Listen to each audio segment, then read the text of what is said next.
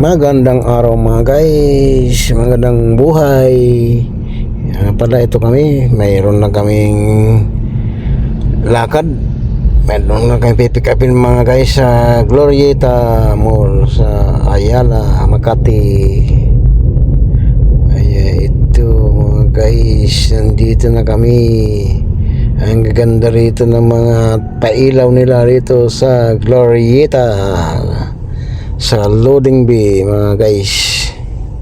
Ito, kuha muna ako short video, lumabas muna ako sa sakyan para mag video para mayroon ako may upload sa aking YouTube channel mga guys. Siya pala, saan man tayo naroon ngayon mga guys, shout out tayo mga guys. Magandang buhay mga guys. Ito, bumalik ako sa sakyan dahil mainit doon sa labas mga guys. Grabe nagbabaga rito, babaga ang panahon dito mga guys. Pero sa Kabisayan ngayon, inuulan, binabaha mga guys dahil nandiyon si Typhoon Berbina mga guys. Ito, waiting kami rito. Bumaba yung aking manugang at pinipick up niya yung mga freebies niya doon sa kanyang store guys. Bumaba si Mr. C, pick up niya yung mga freebies niya doon sa kanyang mga bata bawat pisto. Kaya pagkatapos dito mga guys, pupunta kami sa Victory Mall sa Pasay Top, sa may palengke ng Pasay. Doon yung dadalhan namin ng freebies. Isa sa mga pisto niya, dadalhan ng mga freebies niya. Freebies niya, payong yata at saka Bluetooth speaker. Payong at saka Bluetooth speaker na mayroon, solar lights. Yan yung mga freebies nila ngayon mga guys. Tagal na sa loob, nakaantok dito.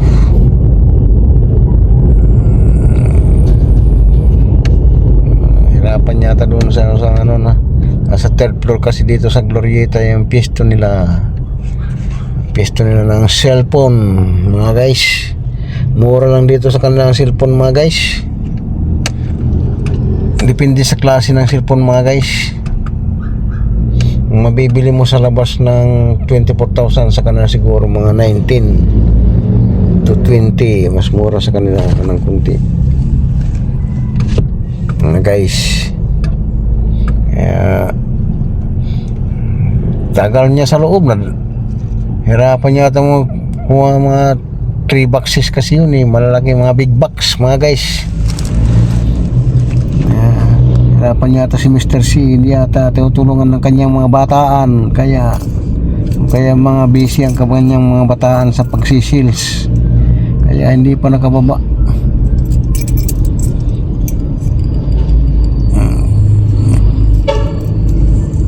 Hirap dito pa naman, baka mamaya pagbawal kami rito mag-waiting. Alam mo naman mga gwardya, mamaya masisita. Yan nga yung van na yan, nabisi na pinuntahan yan ng guard.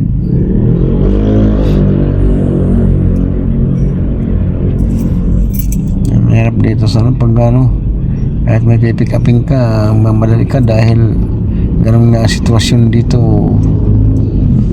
Dapat yan, pagka may pick up, hindi na yan antay na hanggat ma-pick up yung items yan. Multo natural na yan, basta nasa lead, nasa B ka, pwede naman sana hanggat hindi mo nakukuha yung sinasadya.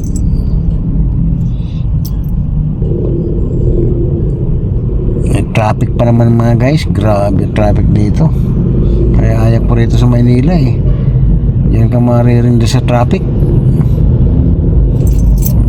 Sikip ang daanan, lalo na ngayong Vermont sa sos mariusik mga guys. Yan talaga yan, kahit hindi nga Vermont masikip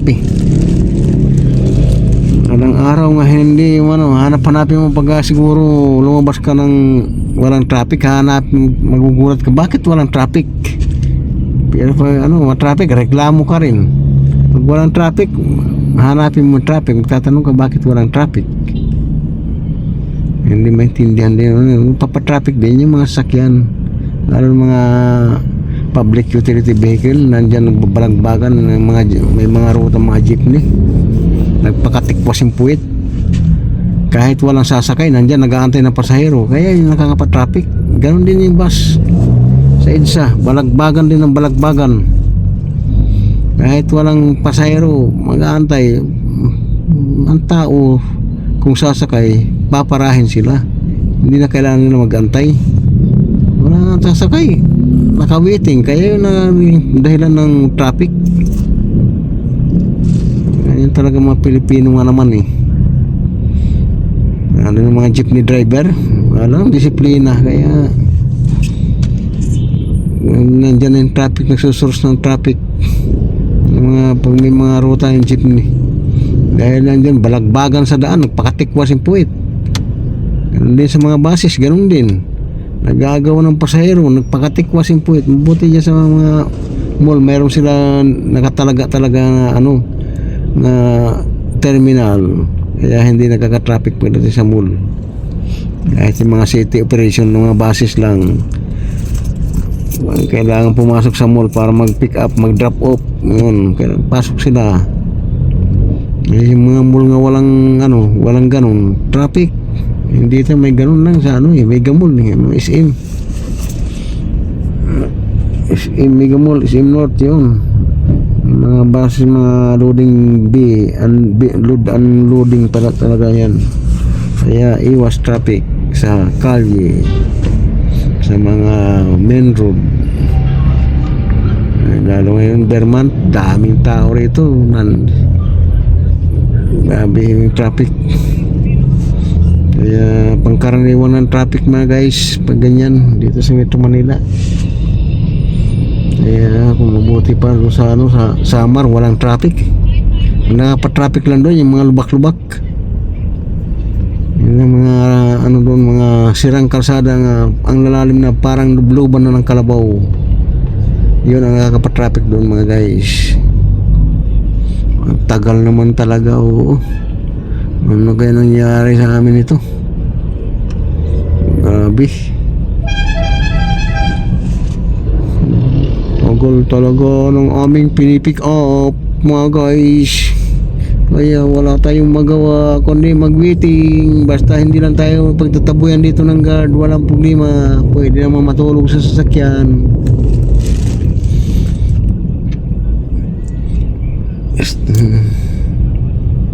Sabi naman ng traffic na naman, maglabas ito traffic, paling sa EDSA traffic, kahit saan mga traffic. Kaya nagwiwis na lang para ituro ka ng kahit di ba malayo ikutan mo, basta hindi ka mata-traffic, makakarating ka lang mang madaling panahon. Hindi katulad ng hindi ka shortcut ka nga lang, doon ka lang sa para malas malapit, hindi ka masyadong malakihan ng gasolina. Kaso kung abutin ka naman ng 3 oras, di mag-wish ka na lang. Kung wish mga 30 to 45 minutes, di makakano ka pa rin kaysa doon waiting ka, mag-bumper to bumper sa haba ng traffic. Kahit 3 kilometro ang pupunta mo, pag na-traffic ka, oras din bibilangin. Kaganyan na bumper to bumper. Kaya pala, napakahaba yata ng video ko na to mga guys. Long form video na to mga guys. Aking pasarap dito sa kaantay.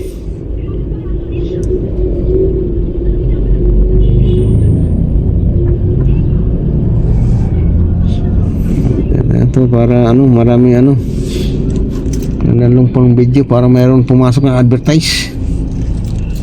Marami pumasok ng advertise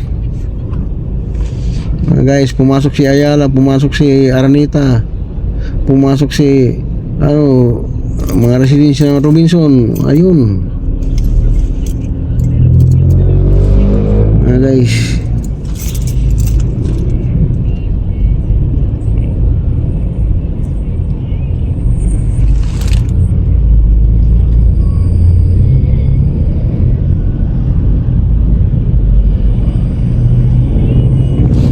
Nakaantok na. Nakaantok na talaga. Walang ano mga guys. Ang haba ng video ko. Hindi pa kami nakakalis dito eh.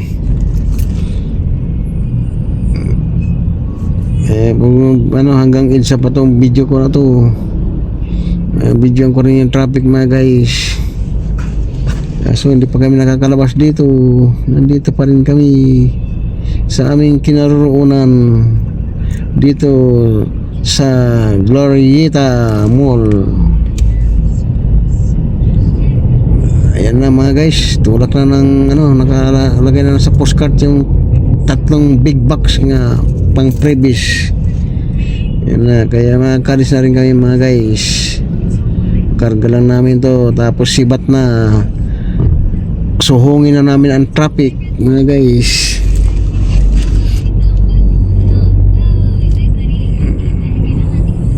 Suhungin na naman ang traffic sa EDSA.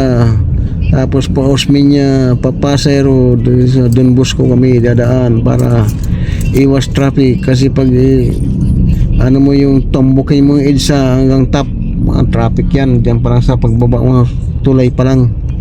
Bangilista, traffic na hanggang Malibay at makarating ng Pasay Rotunda, traffic dyan mga guys. Kaya mas mabuti pa dito na lang dumaan sa flyover ng Magallanes, tapos pasok ng Osmeña, tapos Don Bosco, tapos Don Bosco, Chino Rosis, left turn ka ng Pasay Road. Yun, mas maganda yun dumaan kaysa naman sungin mong traffic doon sa EDSA. Tagal napakahaba talaga mga guys na aking video. Hindi lang para short video to, long form video na to. Grabe, hindi pa kami nagkakalis dito.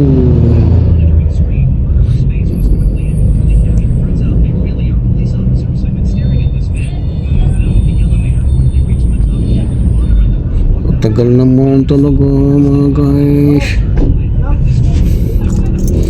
Katagal-tagal wala nakakaalis. Wala ay nakakaalis mga guys. Gutom na dito akit kami sa taas kaya kumain. Hindi ko yayain si Manang.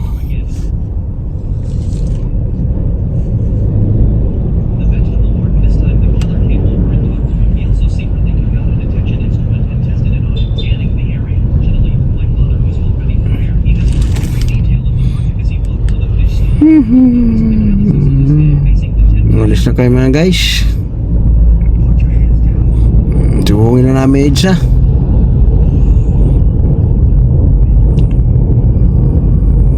So namin EDSA hanggang dyan lang sa flyover ng Magallanes.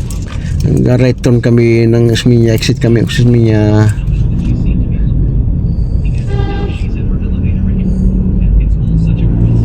So paalis na kami rito mga guys. Dasit Hotel na kami.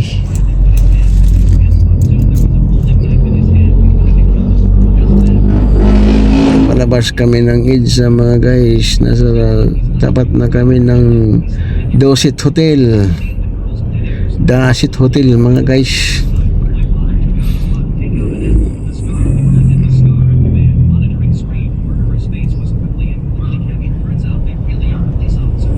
Dito pa lang, papalabas pa lang, papasok ng EDSA matraffic na intersection. Tapos pag nabas nito, dyan naman ang traffic nito sa intersection din ng Pasay Road.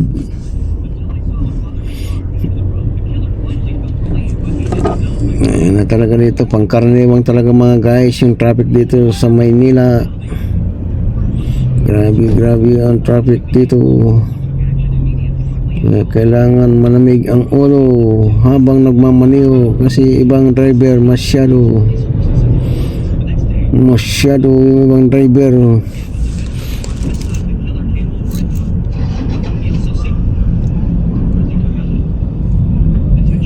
Kaya papalabas na kami ng EDSA mga guys.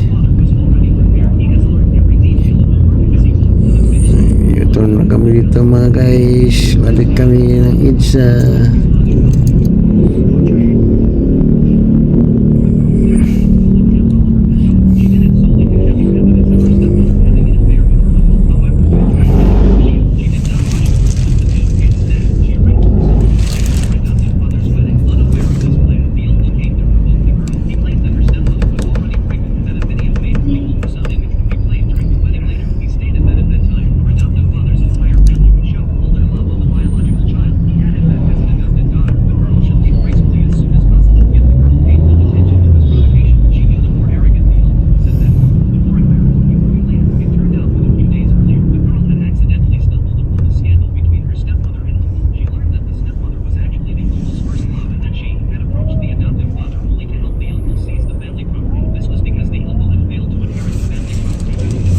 Guna kami dito mga guys. Nakakalabas na rin kami ng EDSA.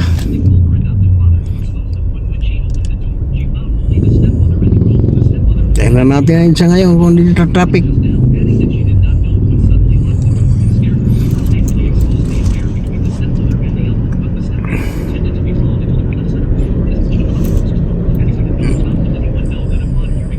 Ayun mga guys. Approaching na kami ng EDSA Makati mga guys. Yan.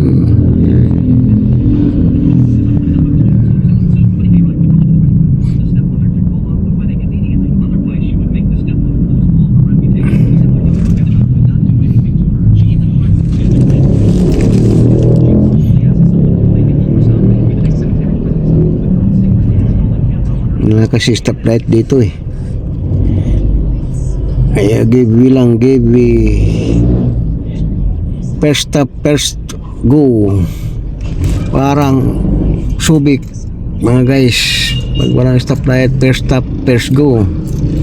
Kailangan marunong may doon kang disiplina. Pag walang disiplina, karambula ang abutin. Ito na, pasok na kami EDSA mga guys. EDSA Makati, approaching kami ng Pasay Road, intersection ng Pasay Road mga guys. Intersection Pasay Road going to Pasay, Pasay going to Dasmariñas Village, Makati. Pag nag-left turn ka, pwedeng punta ng north, pwedeng pumasok ng Dasmariñas Village. Pag nag right turn, Pamakati area hanggang Pasay. Pag nagdiretso southbound mga guys, puntang Magallanes, Alabang, Muntinlupa. Pwede rin papuntang Paranaque, Coastal Cavite area mga guys. Tagal naman mag-go rito. Hirap talaga pag nag-go. Kapiraso, ilan seconds lang, mga 20 seconds lang siguro pag nag-go. Kaya yan ay isa pa nakakapatagal ng talaga biyahe. Dahil sa ibang ibang way, 100 seconds, ilang minuto yun. Ang paderso ng 20 seconds lang. Ito na nga, 20 seconds lang, stop na naman. Kaya ito nakakadilim ng biyahe, mga ganitong mga stoplight nga, hindi parehas ang duration time nila. Mayroon mahaba yung kabilang side, mahaba yung dito sa kabila, napakaikli. Kaya ito ganun nangyayari, masyadong mahirap ka makalusot. Na bago ka makalusot siguro mga 3 stop ka muna. Pag ganyan ang duration time, 20 seconds lang.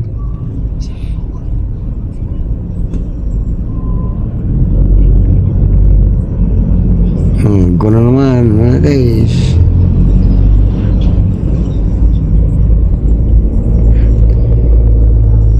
naman, hindi mo nagugurito sa aking linyahan kasi padiretso ako ng Magallanes. Pag dito ka sa left naman, pa U-turn o kaya pa left turn ng pasok ng Dasmariñas Village. Pag dito naman sa right side, pa right turn ng Pasay Road papasok ng Makati at saka Pasay City. Kaya dito tayo sa linya na to dahil padiretso. Mahirap naman tayo pag may MD doon sa unahan nga wala tayo sa linya, ticket ang abutin. Pag out of line ka mga guys, kailangan nasa linya ka kung saan ka pupunta. Parang style Cebu mga guys, kailangan 100 meters pa lang talagang linya ka na kung saan ka pupunta. Pag nandun ka na sa mga mata mga enforcer doon, nakatingin na sa mga sasakyan, once kamali ng step ka, ticket. Mas masahol pa doon kaysa dito. Parang dito ang ganyan sa Pasay EDSA Rotunda, yun yung mga MD dyan, mga sakyan na titingnan pag nagkamali ng konti ng linya, ticket. Ganun din doon sa Caloocan, sa along EDSA. Bago ka dumating ng monumento dyan, pagbaba mo lang ng pag mo na tulay ng super highway dyan sa puntang index na tulay, pagbaba mo lang yan, palapit ka na sa MCU, nandyan din ganun din mga mata ng mga MDA dyan. Once nagkamali ka ng linya, ticket. Ito, takbo na kayo mga guys. Going to Magallanes, flyover na kayo mga guys. Hanggang dito na lang mga guys aking long form video mga guys. Maraming salamat mga guys. Inyong pang di pa nakapalo dyan, pakipalo naman, subscribe mga guys para naman makilala ko kayo mga guys. Maraming salamat sa inyong walang sawang suporta mga guys. Hanggang dito na lang ang aking video.